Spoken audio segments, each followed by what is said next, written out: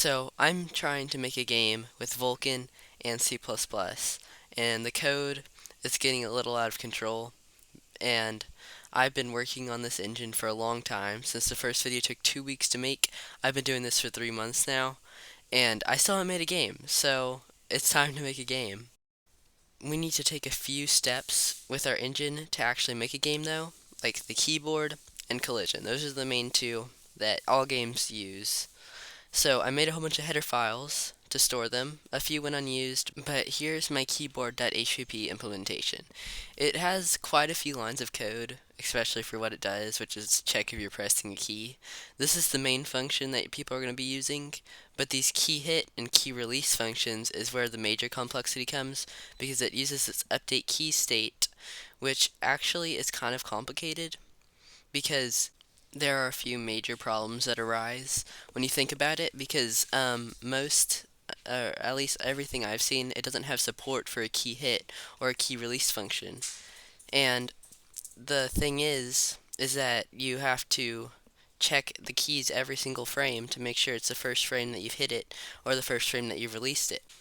My solution isn't perfect, but here is the main two components. We have a function to update the key state and two arrays, one of which holds every single key on the English keyboard, and the other holds 244 numbers that range from the numbers 1 to 255. The first 122 numbers in that array link to the keys on the keyboard, and the last 122 act as booleans to make sure that you don't update the same key twice in a single frame. We also have an unordered map for the key indexes, and how the actual function works is it has a key state which finds which key you're pressing in the index map, and then an index so that we know which key we're referencing. Then we check if the key's been updated, and if it is, then we'll check if it's equal to 0, which means we either haven't messed with it or we haven't been holding it down in a while, in which case we'll set it to 3, which means we just hit it, and if it's already 3, then we'll set it to 4. And if we're not pressing it, then it'll check if it's more than or equal to 3, which means we just hit it, or we're holding it down, in which case we'll set it to 1, which means we just released it. And if it's already 1, we'll set it back to 0, which means it's free to reset the cycle all over again. Then we'll set one of the last 122 values, depending on which key we're pressing, to 1, which means we updated it, and we're not going to update it anymore this frame.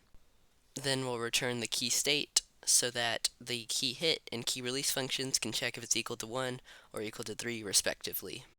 The keyboard creation just sets stuff to 0 or I respectively. The keys pressed function just checks if you're pressing all the keys, and the reset keys make sure that we can update the keys next frame. If you're wondering, I did most of that work and AI just helped me bug fix.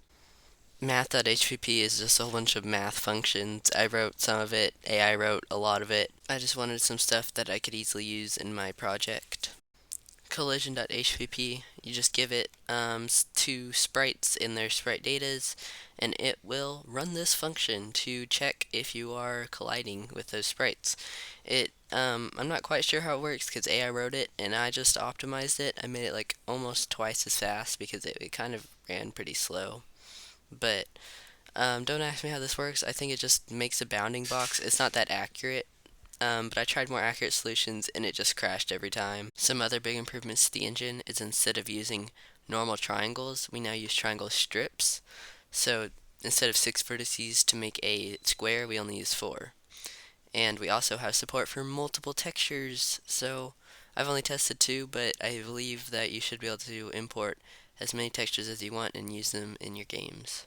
Obviously, I've made a bunch more edits to the engine than just these, and if you want, you can check out the attached GitHub repository in the description of this video with all of the code to the project. You might want to go to the dev branch of it if you want to see the most up-to-date code, but the main improvement is that every single frame this function is called, which is how you will program your games in this engine.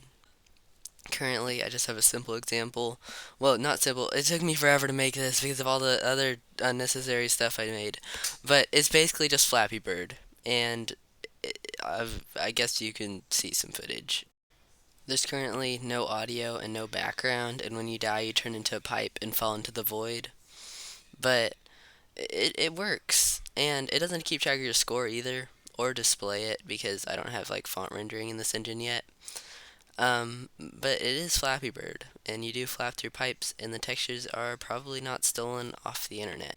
But since when you code in Vulkan and C++, you basically have to make your own game engine, the real question is, how do you make a game in my engine? Because I don't want you to go through the same things I've gone through. First, you want to download the zip file attached in the description for my GitHub repository.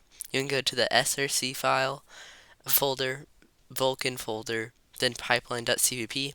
At the very bottom, you'll find a load sprites function. This is where you will define all your sprites.